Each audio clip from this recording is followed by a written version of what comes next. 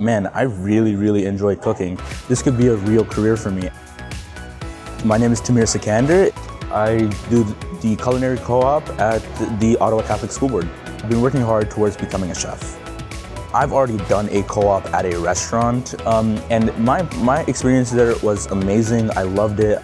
But here, the reason why I chose this is because I would be taught by Red Seal and Algonquin professors. We have Chef Jennifer, we got Chef Chris, Chef Wes. All three of them are Red Seal chefs. And Red Seal chefs, that takes a lot of time. You need about 6,000 hours. Since these people are actual teachers, they'll really show you what to do. Here they focus a lot more on us. I've definitely learned a lot more.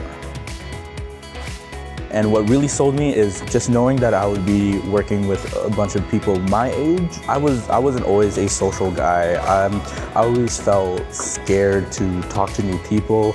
But being here, it has definitely made me a lot more comfortable in my skin.